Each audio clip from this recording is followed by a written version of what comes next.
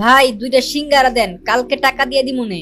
কি রে প্রেমিস, তুই আমাদের কলেজে পড়ালেখা কইরা তুই ফুটপাতে এসে 20 টাকা সিঙ্গারা খাইতেছস, তাও আবার বাকিতে? আহারে, তোর জন্য আমার অনেক কষ্ট হয়। আচ্ছা চল তুই আমার সাথে, আমি তোরে আজকে একটা 5 স্টার হোটেলে নিয়ে খাওয়ামু। প্রিমিস গরিব হওয়ার কারণে কলেজের ছেলেমেয়েরা প্রিমিসকে নিয়ে অনেক মজা করে, অপমান করে। আজকে কলেজের একটি বড়লোক মেয়ে বিলকিস প্রিমিসকে বাকিতে সিঙ্গারা কিনতে দেখে ফেলে, আর সেটা দেখে সে প্রিমিসের সাথে মজা নিতে থাকে আর অপমান করতে থাকে। প্রেমিস, মানলাম তুই গরিব ফকির, তো কি হইছে, আমার কাছে তো অনেক টাকা আছে, প্রতিদিন কুত্তারে খাওয়াই, আজকে তরে খাওয়ামু। আমি তোরে যেই রেস্টুরেন্টে নিয়ে যাইতাছি এইটা তুই জীবনে চোখেই দেখোস নাই।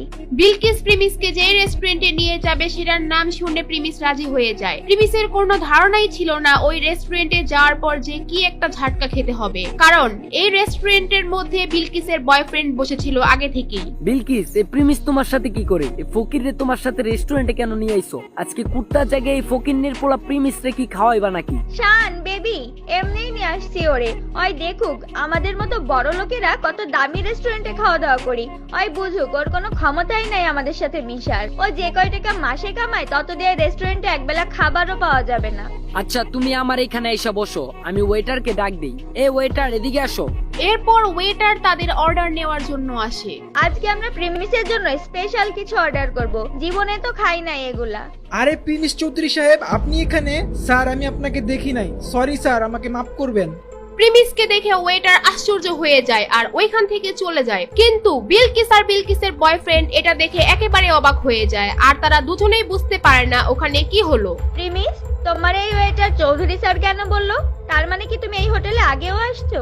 খুব তাড়াতাড়ি সব বুঝতে পারবে। কিছুক্ষণ পরে ওয়েটার 50,000 টাকা দামের একটা কোল্ড ড্রিঙ্কস নিয়ে আসে ওখানে আর বলে, চৌধুরী স্যার, এই যে নেন আপনার ফেভারিট কোল্ড ড্রিঙ্কস। এত দামি কোল্ড ড্রিঙ্কস? এই প্রিমিস, এত দামি কোল্ড ড্রিঙ্কস এর বিল কি তোর আব্বু দিব নাকি? এটা শুনে প্রিমিস একটু হাসতে থাকে, আর ঠিক তখনই ওয়েটার বলে, প্রিমিস চৌধুরী স্যারের বিল দেওয়ার কোনো দরকার নাই।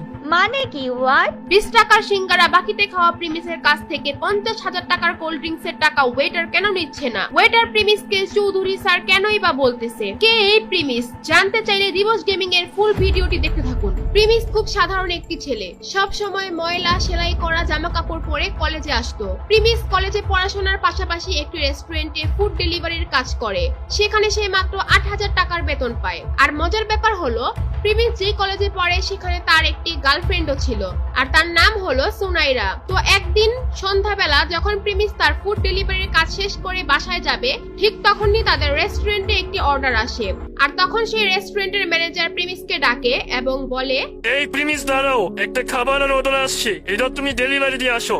স্যার, আমার তো ডিউটির টাইম শেষ, আর আমি এখন অনেক ক্লান্ত। কলেজ থেকে ফিরে এখনো কিচ্ছু খাই নাই, আমার কলেজের অ্যাসাইনমেন্টও বাকি আছে। স্যার, আপনি এই অর্ডারটা অন্য কাউরে দিয়ে ডেলিভারি করায় দেন। তোমার তো সাহস কম না, তুমি আমার মুখের উপর তর্ক করো। আমাদের বাকি ফুড ডেলিভারি বয়েরা এখন বিজি আসছে, এটা তোমারই এখন দিতে হবে।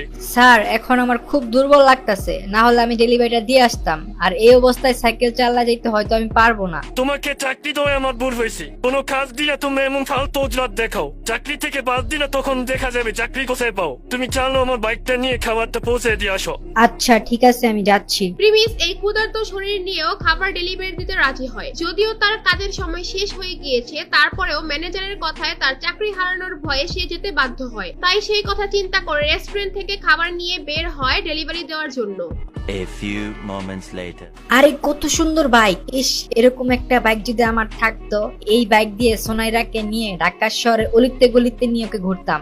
সুনাইরা হচ্ছে প্রিমিসের গার্লফ্রেন্ড, আর সুনাইরা বাইক অনেক পছন্দ করে। প্রিমিস যেহেতু সুনাইরাকে অনেক ভালোবাসে, সে তার বেতনের টাকা থেকে যখনই কিছু টাকা বাঁচাতে পারে সুনাইরার জন্য গিফট কিনে নিয়ে আসে। প্রিমিস মনে করে সুনাইরা তার পাশে সারা জীবন থাকবে। সুনাইরা প্রিমিসকে অনেক ভালোবাসে, এটাও সে মনে করে। আর তারপর প্রিমিস ফুড ডেলিভারি দেওয়ার জন্য তার গন্তব্যে পৌঁছে যায়, আর সেটি ছিল একটি দামি হোটেল। হোটেলের ভিতর যখনই রুমে নক করে, আর তখন ভিতর থেকে দরজা খুলে দেয় একটি মেয়ে। সেই মেয়েটি আর কেউ নয়, সেটি ছিল প্রিমিসের গার্লফ্রেন্ড সুনাইরা। আরে সোনাইরা, তুমি এখানে কি করতেছো? তোমার সকাল থেকে মেসেজ দিতাছি, ফোন দিতাছি, কোনো রিপ্লাই নাই। আচ্ছা ওয়েট, তুমি কি খাবার অর্ডার দিছো? আর তুমি হোটেলে কি করতেছো তোমার বাসায় রাইখা? এই ডেলিভারি বয়ের সাথে তো কিসের কথা? আরে প্রিমিস দেখি আমাদের কলেজে পড়ালেখা করে, সেই ছেলে এখন ফুড ডেলিভারি বয়। সুনাইরার সাথে এখন যাকে দেখছেন সে হচ্ছে রাসেল। প্রিমিসরা যেই কলেজে পড়তো সেই কলেজের ম্যানেজমেন্টের দায়িত্বে থাকা একজন বড় লোকের ছেলে। সেও ওই কলেজেই পড়ালেখা করে। সুনাইরা, তুমি এখানে কি করতেছো ওর সাথে? তুমি আমার মেসেজে রিপ্লাই দিচ্ছ না, ফোন ধরতেছো না, আর এখন তুমি এখানে বসে আছো ওর সাথে। সুনাইরার তখন আর কিছু লুকানোর থাকে না, তাই সুনাইরা বলে, তোর সাথে আমার ব্রেকআপ। তোর মতো ফকুন্নি সেলদের সাথে ওদিন রিলেশন করছি, এটা তোর ভাগ্য।